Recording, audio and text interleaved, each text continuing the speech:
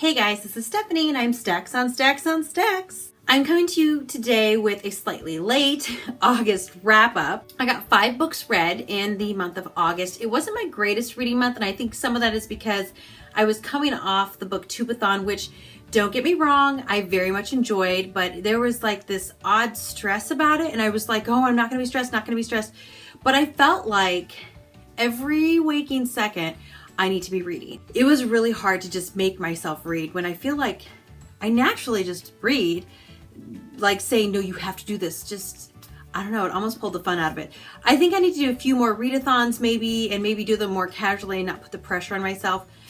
I think the hardest task was the 7 books. I think if I didn't have 7 books to read, I probably would have done better. But it was a very fun experience. However, it did make me like not in the mood to read for about 2 weeks. I wouldn't say a slump. I was not in a reading slump. I just didn't feel like reading. I wanted to watch Netflix. I wanted to take naps. I wanted to go work out. I wanted to do other things that were not reading. I'm usually listening to a book, at least one book, like in my car as I drive around town and stuff.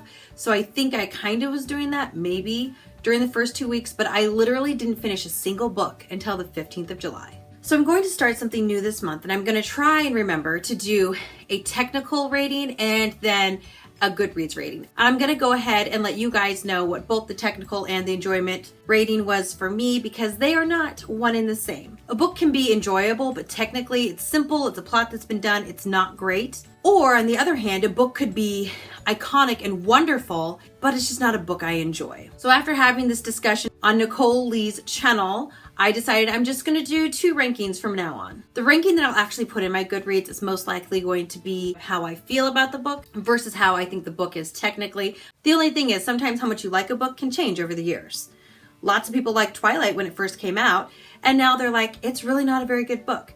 Whereas when I read it and first came out, I was like, this really isn't a very good book. And let me tell you, that was a very unpopular opinion at the time. The Grim Grotto by Lemony Snicket. This is the 11th book in the series of unfortunate events. Again, this is a book that follows the Baudelaire children who were recently orphaned when their parents died, and they are looking for somebody to kind of be their guardian until they are adults. They go through a whole lot of things to get to book 11. I really can't go through them without spoiling everything, but there was a decent amount of action in this book and character development, and I feel like we're getting somewhere, and I like that. As far as technical goes, I would give this maybe like a 2.5 or so. The language is good, but there's a lot of repetition, and sometimes I'm like, can we get there already? But as far as the enjoyment goes, I think I would give it more like a 3.4 because the characters are enjoyable. The second book I read this month was Geekerella by Ashley Poston. Basically, it's a modern day Cinderella retelling, kind of revolving around nerd culture, Comic-Con, that kind of thing. It was more of a version of Star Trek was the main focus, but it talks about all nerd culture really. And then it's a Cinderella spin on top of that. A lot of it was very clever. Now, here is the point where I think some people are not going to be happy. I would say the first 3/4 of the book, I enjoyed all of the nerddom.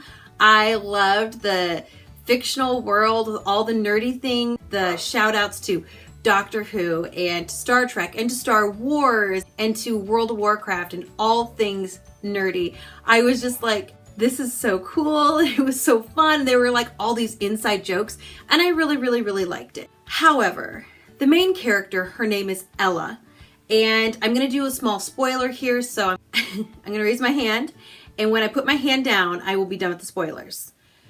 Okay, here we go. So the end of the book, like, she has not changed at all. She has no character development. She has no anything. For starters, she has no balls. Like, she's going the entire book, like, just letting people push her around. And I know she's like a 17-year-old kid and she has to live under her stepmother's roof and all that stuff. But you know what?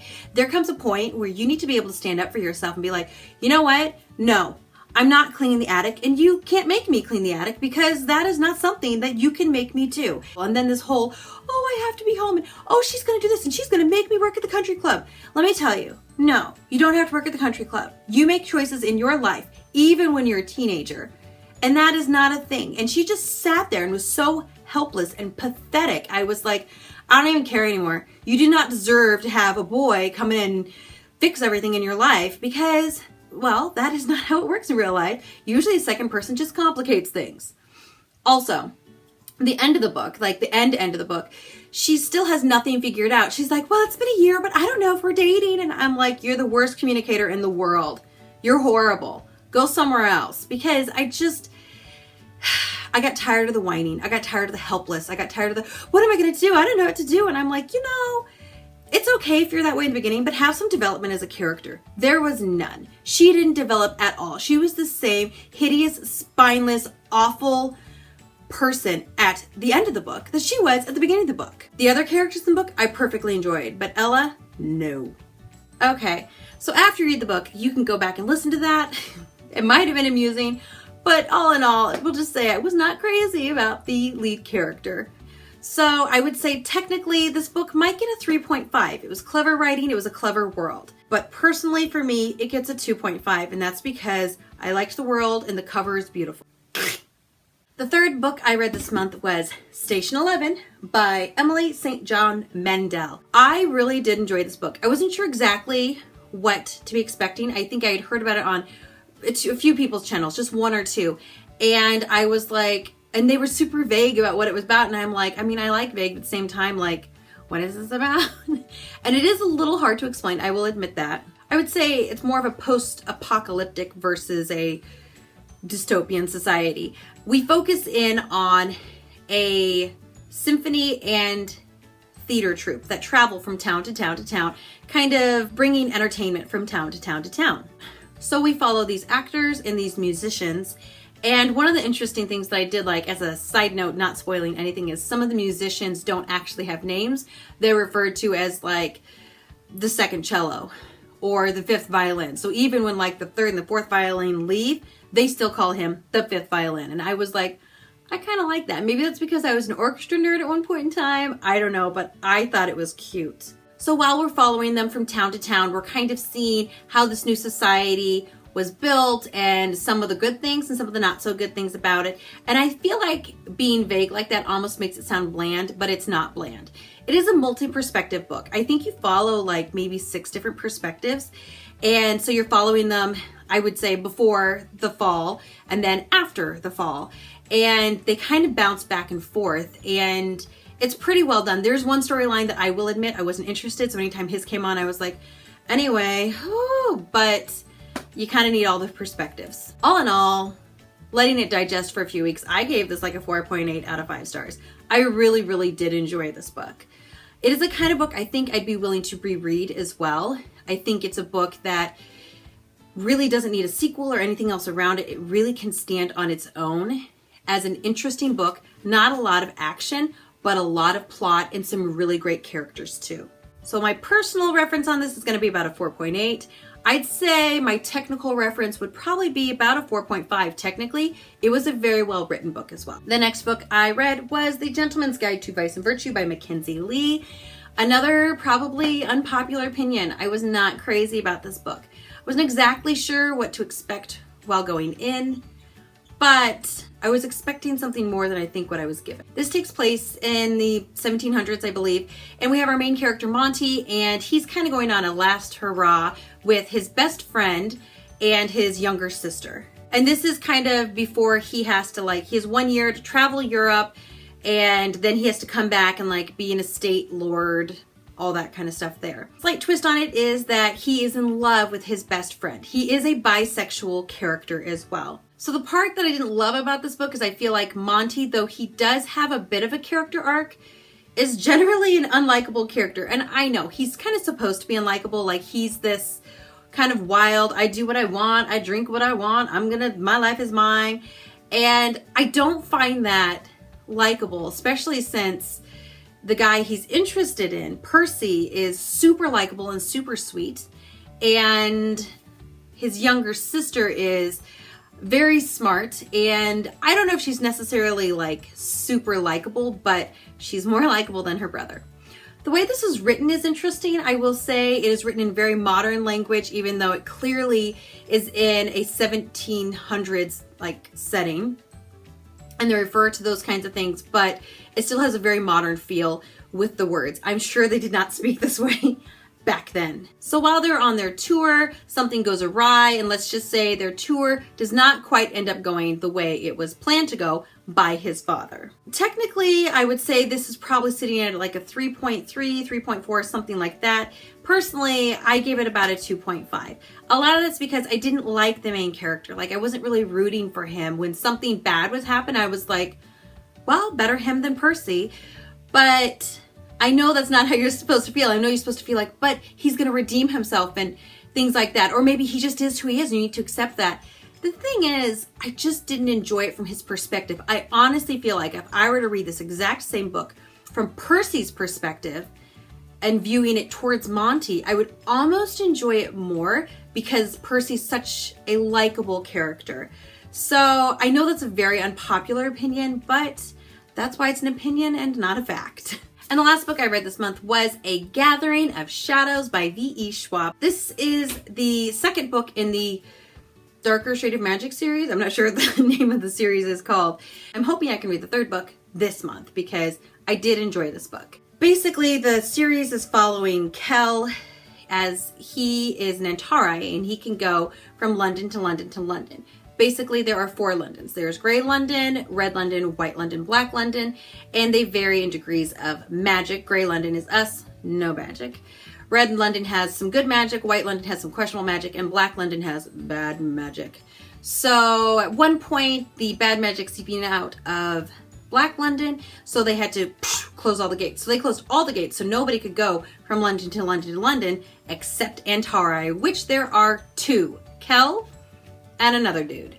So that's kind of where the first book is about, and then of course something goes wrong, of course, and Kell has to save the world, or worlds, I guess. So this book just kind of picks up where the other one leaves off. Now, I will say I feel like this book did suffer from second book syndrome, which is the second book was only okay and not a lot happened. A lot of middle books are like that. And this one, it was kind of like that. And I was expecting to love this even more than the first one because that's what everybody said. But I don't know. It was kind of like, I feel like not a lot happened. There's like a competition in this. I'm not ruining anything, but there's a competition that happens in this. And I expected that the competition was going to be like the focal point of the book. So this is the big hairy, this is the thing.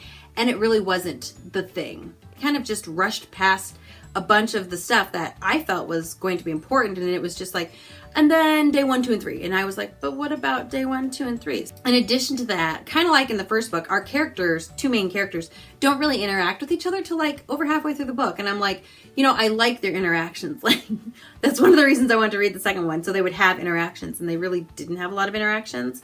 And the whole arc of the book, the whole point of it, by the end of the book, I looked at it and I was like, that literally could have been summed up in 20 pages. So I felt like there was just a lot of stuff in it that didn't necessarily need to be there. I really feel like I could have read like a synopsis on this book and then just go on to the third book. I'm hoping the third book is better than that.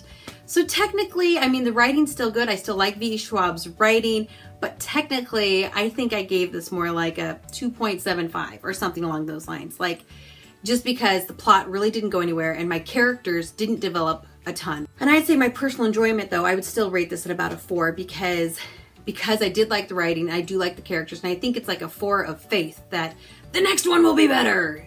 That's all. So those are the books that I did read this month. Feel free to comment down below if you've read any of these books. Comment with what you thought about them or maybe what you rated them because I would love to know. Please feel free to like if you like or subscribe if you want to see new videos when I post them. I usually post videos on Tuesdays and Fridays so you can watch for them then. Thank you so much for watching. You guys are the best and I'll talk to you later. Goodbye.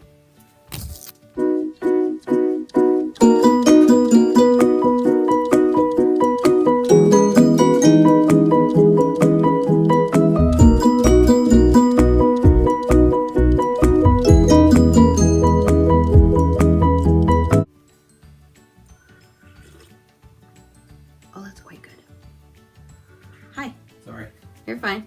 Oh, I am? Yes, you are very fine. Thanks. What book are you talking about? I'm not telling. I read that one. Yeah? Colorful. Hello. Hello. She's so awkward. She hates it. Are you awkward? Oh my stars. Please. Her little ear.